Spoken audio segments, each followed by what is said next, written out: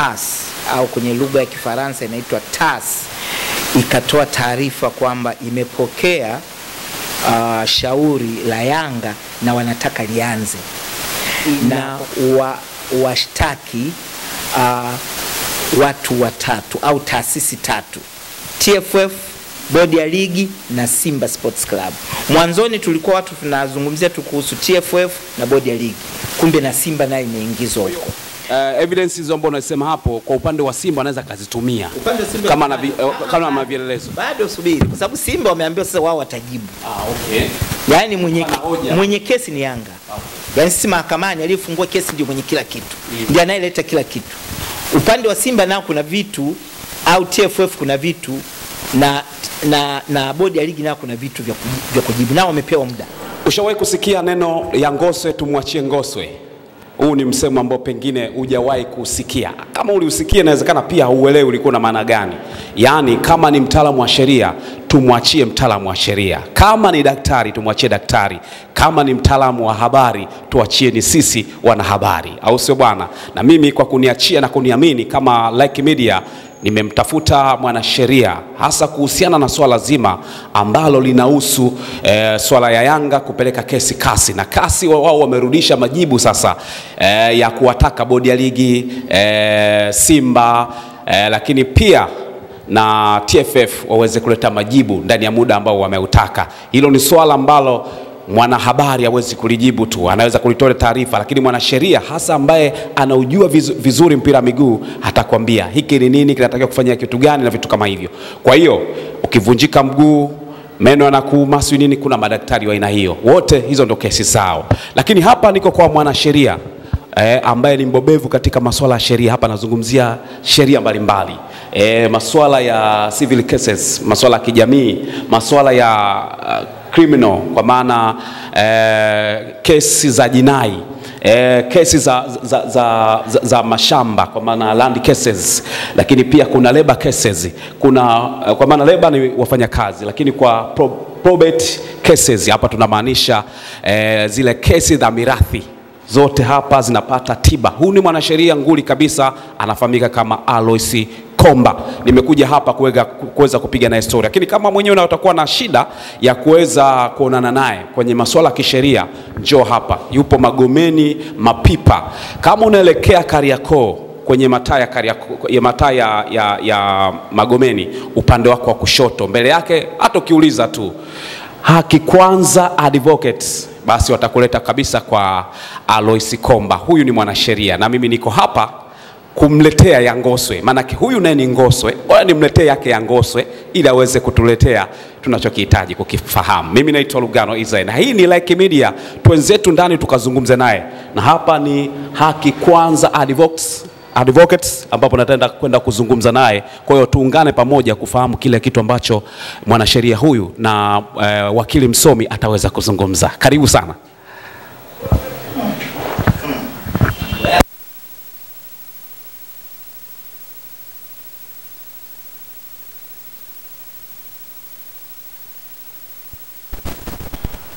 Nilikuambia ya Ngoswe tumwachie Ngoswe, na huyu ndo Ngoswe mwenyewe.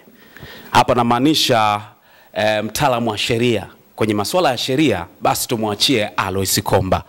Watu wengine wale ambao hawajui sheria, hawajui mambo ya kuzungumza kuhusiana na mambo ya sheria, tuanzie kwanza kwa wanasheria wanapozungumza ndipo tuanze kuzungumza. Na mimi nimemtafuta ni mara baada ya kusikia taarifa ya CAS kuhusiana na kutoa kwa maana kurudisha majibu ya Yanga yale ambayo yalipelekwa kule kama kesi, na wao wamerudisha majibu ya nini kianze kufanyika, wakitajwa TFF, wakitajwa bodi ya ligi, wakitajwa pia Simba ndani ya hili swala. Yapo mengi ya kisheria. Sasa nimemtafuta kama nilivyokuambia wakili msomi Alois Komba. Alois Komba, ukizungumzia ya Ngoswe unaelewa nini maana Ngoswe? Ngoswe mwachie Ngoswe. Naelewa kwamba yale ambayo yanahusu jambo fulani hebu mwachie huyu ambaye amebobea kwenye hilo. Kama ni mkulima basi muone mkulima. Kama ni muuzaji sokoni anauza viungo mtafute huyo. Kama ni fundi cherehani, wewe unataka kushonewa nguo basi muache yeye. Ya Ngoswe Mwachie Ngoswe. Na nadhani kuna kitabu fulani cha fasihi mtu ameandika swala la Ngoswe. Ngoswe kwenye vitabu vya shairi. Yes, unapata Ngoswe. Bwana, tumekutafuta na tunakushukuru pia umetupokea. Tunajua una majukumu mengi sana, masuala ya mashamba, masuala ya probate kwa maana mirathi, si ndio? Lakini pia masuala ya rendi, shamba, ya wafanyakazi, laborers, ajira na vitu kama hivyo. Mambo ya biashara. Mambo watajie tu namba za simu. Manake tumeongea mengi sana. Anayekutafuta Komba atakupataje? Manake ana kesi yake, anataka ushauri. Mimi najua hata gharama kwako sio kubwa sana za uendeshaji na kusaidia mambo hayo. Kuna mtu ana shida na kesi, anataka umsaidie mambo ya kisheria, anakupataje? Sawa. Mimi napatikana kwa namba zangu za simu, nikianzia na namba ya Tigo ambayo ni 0715 362 544. Irudie kwa mafungu mawili. Ndio. 0715 36 25. Fanana kabisa na Tigo, lakini yenyewe ni Voda ile ya 54. Yaani 0754 36 25 44. Unanipata hata kwa namba ya Airtel. Ndio. 0787 12 07 12. 0787 12 07 12. Hata Halotel nipo. Na zote zipo hewani. Okay. Kuonyesha kwamba ni mtu ambaye kama ambavyo tunasema sisi sehemu kubwa mimi ni mtu wa haki za binadamu. Sasa mimi nipo kwenye mambo ya haki za watu na haki za binadamu. Sasa haki zinavunjwa kwenye maeneo mengi. Kuna maeneo ya mahusiano ambayo yanagusa mpaka mambo ya ndoa na talaka. Kuna mambo ya ardhi, mambo ya ajira, mabiashara, makampuni, lakini na ushauri wa kisheria tu. Na mambo hata ya usuluhishi. Wakati mwingine unataka tu hata kuona kitu hiki niandikiwe namna gani. Yani mtu nataka kitu changu kiandikwe vizuri. Masuala mikataba hii. Na mambo ya ushauri. Kwa hiyo nasema na namba hata ya Halotel ambayo ni 0626 33 51 88. Kwa hiyo ndugu zangu walio mbali huko Mbamba Bay kule kwetu, sijui wapi huko, mtandao gani unapatikana, yupo milima ya Umatengo kule sijui wapi, watu wanachingwea huko, unachagua tu nimpate wakili kwa namba hii. Kwa mtandao gani? Basi tuambie tu kwamba mkitaka masuala ya kisheria, najua ni masuala ya muhimu sana katika engo zote. Inawezekana ushtakiwi, labda au umeshtakiwa au wewe ndo unashtaki. Yote natakiwa mwanasheria, bwana nimeshtaki lakini kesi yangu iko hivi na hivi. Bwana nimeshtakiwa kesi yangu iko hivi na hivi. Yote hapo napata tiba. Mimi naitwa Lugano Izadi. Ukaribisha sana na hii ni Like Media. Tuko hapa kwenye swala zima la CAS ambapo Yanga wamerudishiwa majibu ambayo wamepeleka kesi. CAS swala ambalo tulikuwa nahisi wamepeleka hajapeleka, lakini mpaka dakika hii tunasema tayari kumbe Yanga walikuwa wamepeleka kesi CAS.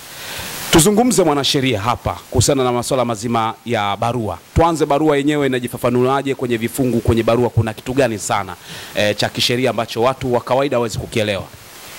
Ni kweli kwamba tulikuwa tunaulizana, na hasa sisi wengi tunaoshughulika na mambo ya michezo, kwa sababu mimi vile vile ni mwanasheria na ndio sana mambo ya michezo. Kwa hiyo tukawa tunaulizana kuhusiana hilo swala. Yanga kutoa taarifa na walinyamaza, na mimi nikawa nasema CAS ni kama mahakama zozote zilizopo, kwamba swala lao litakapokuwa tayari tutaliona hata kwenye website yao, tutaliona kwenye mitandao, na hatimaye jana tarehe 31 March kutoka kule Lausanne, Uswisi, hii mahakama ya michezo CAS au kwenye lugha ya Kifaransa inaitwa TAS, ikatoa taarifa kwamba imepokea shauri la Yanga na wanataka lianze. Na kwa kusudi lianze kuanzia hiyo tarehe jana tarehe 31 imetoa maelekezo. Kwa hiyo ni shauri namba CAS 2025/A/1129/8. Wameeleza ni Young African Sports Club dhidi ya Tanzania Football Federation na Tanzania Premier League Board na Simba Sports Club. Kwa hiyo Yanga inawalalamikia, washtaki watu watatu au taasisi tatu: TFF, bodi ya ligi na Simba Sports Club. Mwanzoni tulikuwa watu tunazungumzia tu kuhusu TFF na bodi ya ligi, kumbe na Simba nayo imeingizwa huko. Na kwa mujibu wa hii barua ya maelekezo na ambayo inaeleza hata mwenendo mzima wa shauri liende vipi, kwanza inaanza kusema kwamba imepokea hili shauri kutoka Yanga na kutoka kwa mawakili 5 wa Yanga kupitia email, na mawakili wametajwa. Kuna Alex Mgongolwa, kuna Juma Nasoro, kuna Recipius Didas, kuna Simon Patrick, kuna Kalage Rashid, na wote kutoka Young African Sports Club, Twiga Jangwani Street, Dar es Salaam, na wameonyesha yale mawasiliano yaliyofanyika. Na baadaye wakasema kupitia hayo na wao kutumia email wamewaandikia Tanzania Football Federation yani TFF Dar es Salaam, Tanzania Premier League Board ipo Uhuru Street Dar es Salaam, na Simba Sports Club ambayo ipo Msimbazi Mchikichini na Mchikichi Street Dar es Salaam. Sasa inasema Dear Sirs, yani wanaambiwa sasa wote Dear Sirs. Kwa hiyo wanaambiwa Young African Sports Club, wanaambiwa TFF, wanaambiwa bodi ya ligi, wanaambiwa na Simba kwamba mahakama ya usuluhishi ya mchezo tarehe 17 Machi, kumbe shauri Yanga walilifungua tarehe 17 Machi 2025, ilipokea hilo shauri kutoka kwa huyu mrufani dhidi ya hao ambao wametajwa na ambao wote ni wadaiwa au tunawaita wajibu maombi, respondents. Kutokana na lililotokea wanasema with respect to decision rendered by TPLB on 8th March 2025, kutokana na maamuzi ya bodi ya ligi ya tarehe 8 Machi 2025, ambalo sisi wa Tanzania na wanamichezo tunajua 8 Machi kulikuwa na nini? Kulikuwa na dabi ambayo haikuchezwa. Kwa hiyo swala lake sasa lipo kasi. Kwa hiyo wanasema kwa nakala ya hii tunawajulisha wajibu maombi kwamba tutahitaji nao pamoja na hii wawasilishe kwetu mambo yafuatayo au mambo kadhaa au vielelezo kwa njia ya mtandao. Na kasi inasema kwanza kutoka kwenye ofisi yao kuna vitu vifuatavyo tumeviambatanisha. Wanaambiwa pande zote kwa wazi kabisa, tumeambatanisha statement of appeal, yani tunasema maelezo ya kukata rufaa ambayo ni ya tarehe 17 Machi 2025. Tuna barua ya kasi ya mawasiliano nadhani na Yanga ya tarehe 25 Machi.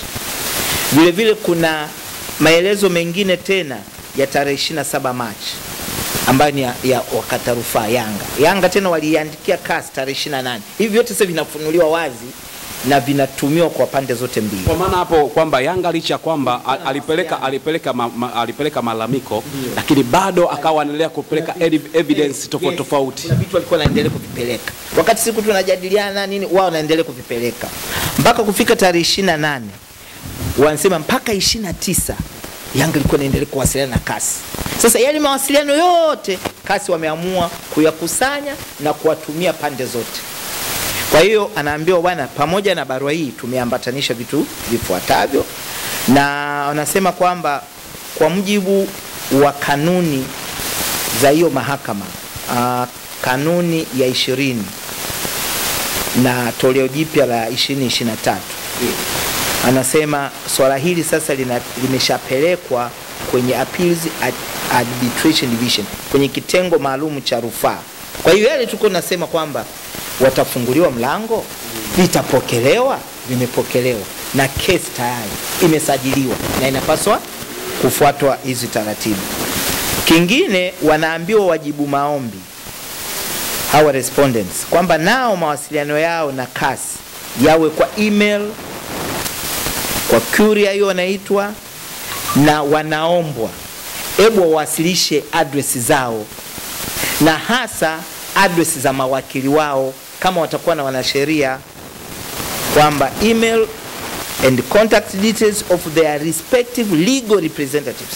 Yanga walishaonyesha kwa mwanzo wanasheria wao. Je, na Simba, TFF na bodi ya ligi nao address zao zijulikane mapema. Wao kasi ile rufaa wanaita appeal brief kwa lugha yao. Okay. Sasa wanasema ukishapokea hiyo appeal brief, wanataka sasa upate appeal brief. Yaani Yanga sasa wapeleke rasmi appeal brief yao. Kwa hiyo manake Yanga hii sio rasmi. Waipeleke sasa. Ile ambao walipeleka sio rasmi. Ile ilikuwa ni maombi ya awali. Okay. Na maelezo ya awali. Lakini wanaambiwa ndani ya siku 10 wapeleke sasa hiyo appeal brief yao, wakieleza masuala ya kisheria na matukio yaliyotokea. Yaani sisi kwenye sheria tunasema kuna facts and law. Kwa mfano wao wanaambiwa within 10 days following the expiry, wanasema within 10 days brief stating the facts and legal arguments, hata hoja za kisheria arising to the appeal together with all exhibits. Kwa hiyo sasa ndani ya siku 10 leta hizo facts, ngao zingine watakuwa washazi brief walizipeleka, lakini zile ambazo zilikuwa natuma tarehe 25, 27, 28. Hebu sasa leta rasmi ndani ya siku 10. Na usipoleta ndani ya siku 10 itahesabika umeondoa rufaa yako. Wanasisitiza tena, wamepigia mstari na wino mweusi kwamba which shall clearly in listed numbers, utaweka kabisa hiki otherwise and other evidence upon which intends to rely, na vielelezo, ushahidi mwingine unaotegemea kuutumia, failing which the appeal shall be deemed withdrawn, kwamba within 10 days huo umewasilisha. Lingine sasa wanalisema in written submissions. Sehemu kubwa nadhani watataka majibizano yawe kimaandishi au taratibu ziende kwa maandishi, tunaita written submissions. Kwenye hiyo uwasilishaji wa kimaandishi, eleza majina ya mashahidi, ueleze summary ya huo ushahidi wao, wanaita witness statement, na unaotegemea kutumia, na wataalamu wengine wote utakaotaka kuwatumia ni nani, majina yao, utaalamu wao ni nini, wamebobea kwenye nini. Kwa sababu inawezekana unapeleka ushahidi, unasema hivi ninatumia na wataalamu wengine, kuna wataalamu wa michezo, wengine ni masuala ya football administration, wengine madaktari, wengine useme kama utakuwa na watu wa namna hiyo, unaona na ueleze their area of expertise. Kwa hivyo hata CV yao, area yao ipoje, na ambao utataka utumie. Kwa hiyo wanasema manake hapo na maanisha, mfano kwa upande wa Yanga itabidi kwenye maelezo yao waweke pengine mpaka mabaunsa, kwamba ni watu ambao wanahusika pale, kwa sababu pia ndipo ambapo issue yenyewe ilianzia, kwamba kuna watu walizuia pale, ikaeleza ikamweka pia meneja wa uwanja kwa upande wa Simba. Lakini sisi tunazungumzia upande wa huyu aliyekata rufaa Yanga, vitu gani ambavyo anadhani wataalamu wengine ambao wanataka kuwatumia kama mashahidi. Okay. Na au documents zingine unataka kutumia kama za ushahidi. Alafu anasema kabla unaenda sehemu nyingine. Kwa hiyo evidence hizo ambazo unasema hapo kwa upande wa Simba anaweza kazitumia kama na vielelezo. Bado subiri, kwa sababu Simba wameambiwa sasa wao watajibu. Okay. Yaani mwenye kesi ni Yanga. Okay. Yaani sisi mahakamani aliyefungua kesi ndio mwenye kila kitu. Ndiye anayeleta kila kitu. Upande wa Simba nao kuna vitu, au TFF kuna vitu, na bodi ya ligi nao kuna vitu vya kujibu, nao wamepewa muda. Okay. Yanga si ameambiwa within 10 days toka receipt of this letter. Sasa utakuta baada ya maelezo hayo wanaambiwa kwamba kila kitu kiende kwenye mtandao. Lakini anaambiwa hiyo nakala ya rufaa yenyewe, sasa hiyo appeal brief ambayo wameiandaa na vielelezo vyake vyote na kila kitu, vihakikishe vinamfikia vinawafikia wajibu maombi au washtakiwa, na wao wakishavipokea sasa, sijui Yanga itapeleka moja kwa moja kwao au itapeleka kwanza CAS alafu ndio wapewe. Lakini sisi kwenye mahakama zetu utaratibu ni kwamba ukisha file kwenye mahakama, baadaye imegongwa mihuri, imepokelewa, ndio unawapelekea upande wa pili. Sasa hapo naambia upande wa pili nao wakishapata wao sasa ndani ya siku 20. Unaona wamepewa muda wa kutosha. Wakishapokea ndani ya siku 20 wawe nao wamejibu ndani ya siku 20. Na watajibu kwa njia ile ambayo walitumiwa. Email hiyo wanaitwa courier. Courier ni ile fast ile huduma ambayo tunasema EMS, unaingiza kwenye ndege na panda mara moja inafika Uswisi, unakumbuka inaitwa courier services. Na nje na wamesisitiza sana vitu vyote wewe uupload kupitia CAS e-filing platform. Wana CAS e-filing platform unaitumia, na wameeleza weka kwenye USB kwenda nakala ngapi, wamesema nakala 6 nini. Kwa hiyo utaratibu wameusisitiza sana. Kitu kingine muhimu ambacho kwenye huu haraka wa CAS ambao unaonyesha procedure na maelekezo, wamezungumzia kuhusu gharama, kwamba huyu aliyefile alishalipa hiyo gharama na zinavyokwenda. Lakini kitu muhimu zaidi ni ile arbitration panel, yani ile mahakama yenyewe itakuwa na watu wangapi, jopo lile panel, Kiswahili jopo, litakuwaje? Barua inasema Yanga yenyewe wamesema wanataka mtu mmoja tu kesi yao isikilizwe, kuwe na sole arbitrator. Wanasema huyu mwanasheria wa CAS huyu anaitwa Amalia Moore amesema, I note that the appellant requests the present case be submitted to a sole arbitrator. Lakini vile vile imetoa nafasi kwa respondents wajibu maombi wao wanaonaje. Nao wamepewa siku 5 kusema wanataka kuwe na sole arbitrator, au kama ambavyo CAS kwa kawaida inakuwa na, sijasoma vizuri, sijaingia vizuri kwenye code, nitaingia baadaye kujua. Wao kwa kawaida jopo yao inakuwa na watu wangapi, 3, 4, 5. Kama sisi hapa mahakama ya rufaa, ukitoka mahakama kuu majaji moja. Lakini mahakama ya rufaa majaji 3. Case appeal ile proper. Applications maombi anaweza kwa jaji moja akasikiliza. Lakini ile tunaita ndio court. Lakini vile vile mambo mkishindana kwa majaji 3, kuna wakati fulani mambo yamekuwa magumu au yanatakiwa kurudiwa, kuna kitu kinaitwa full bench. Yani kuna wakati jaji mkuu na yeye mwenyewe akiwemo anaamua kusikiliza jambo majaji 5, inaitwa full bench. Lakini kwa kawaida full court, ona tofauti, kuna full court, full bench. Full court kwetu sisi pa court of appeal ni majaji 5. Sasa kwa hii CAS inaonekana ina namba ya watu wake. Ngao Yanga I don't know kwa sababu za uharaka au ni wanataka mtu mmoja awasikilize. Lakini vizuri wamepewa nafasi upande wa wale ambao wanajibu haya maombi au washtakiwa, nao wamepewa siku 5 baada ya kupokea barua. Unajua una siku 20, lakini vipi umepewa siku 5 hiki ukijibu. Umepewa siku kadhaa hiki ukijibu. Umeelewa hapo? Kwa hiyo wanatakiwa wanasheria wa TFF, Simba na bodi ya ligi wasome vizuri procedure. Yaani kuna vitu fulani unaweza ukashangaa vikakupita ukusoma procedure. Kwa mfano, nimesoma hata swala la lugha. Amweni ndani ya siku 3. Yanga wamesema watumie Kiingereza. Je, nyinyi wengine mnataka kutumia Kinyakyusa cha Lugano au mnataka kutumia Kisukuma au Kimatengo cha Ngomimi au Kingoni au Kifaransa au Kihispaniola?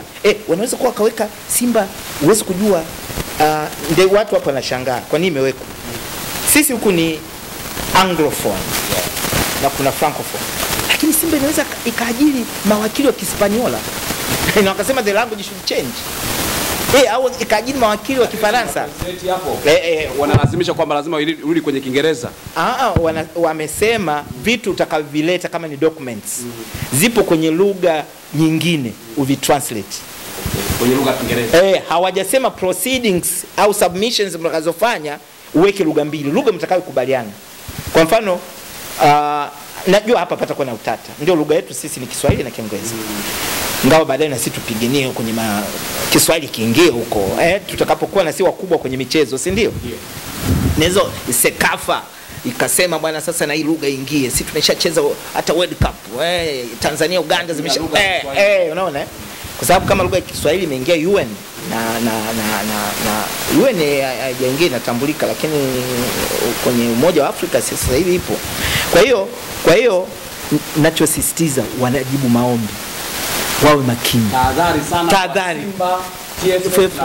Ligi mna siku 20 lakini mondani kuna siku 5 za kusema je, jopo la anayesikiliza awe mtu mmoja au wangapi. Mna siku 3 za kuamua lugha ndani hizo siku 20 na hii iende mapema kabla mjapeleka majibu yenu.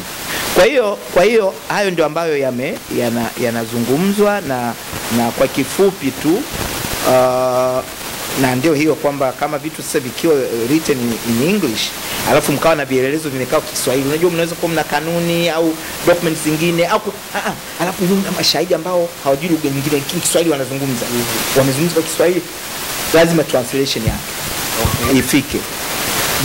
Then mwisho wa siku inasisitizwa tu sasa kuna kitu kimoja nimekigundua sasa.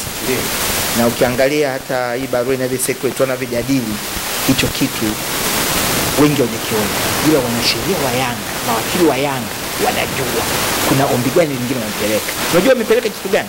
Mwishoni kabisa kwa barua huyu mwanasheria mkuu au wakili mkuu wa CAS anasema I note that the appellant has applied for provisional measures.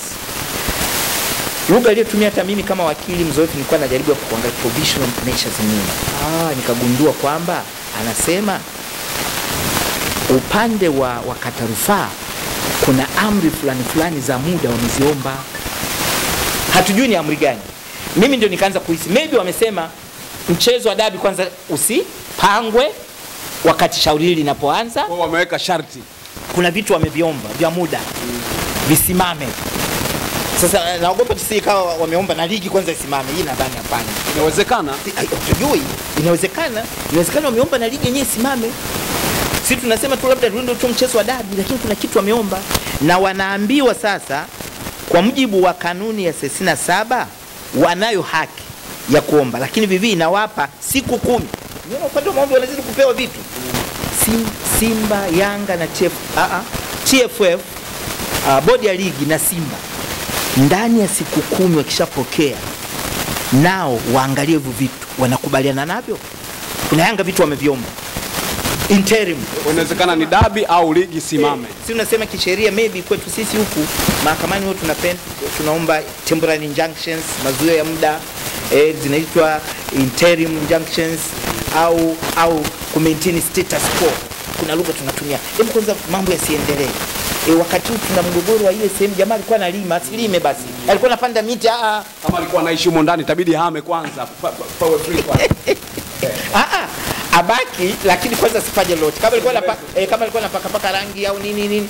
Sasa hizi provisional measures ambazo wameziomba Yanga hawa wanaambiwa ndani ya siku 10 nazo wazijibu. Kwa hivyo kuna kesi ndani ya kesi. Sisi tunasemaga huku kwetu mtu anaweza akaomba zuio. Mahakama kesi ya msingi inaisimamisha. Hebu kwanza tujadili kuhusu zuio. Tukubali au tukatae. Na ndio kwa maana ndani ya siku 20 ambazo wamepewa wao, lakini wameambia ndani ya siku 10 kuna hili swala ambalo Yanga wameomba, ambalo tulijui halijawekwa wale. Wapo TFF na bodi ya ligi itabidi wawe makini sana. Wawe makini sana. Unaweza kupigwa kwenye hivi vitu vidogo. So technical vimewekwa. Wale mawakili 5 wa Yanga sio kwamba wameenda, wapo vizuri nadhani, wapo vizuri. Lakini si ndio wao ambao kwenye mechi za Morrison walishafeli, watakuwa na kipya kipi?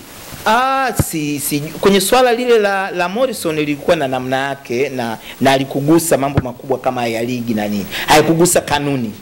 Kanuni aligusa lakini inawezekana wao wenyewe Yanga kuna vitu wakuweka sawa Lakini this time kwanza mara nyingi unajifunza kutoka kwenye kesi zingine, hata si mawakili. Unapigwa kesi hii, unashinda kesi hii, una kesi hii, yani hata ule uzoefu.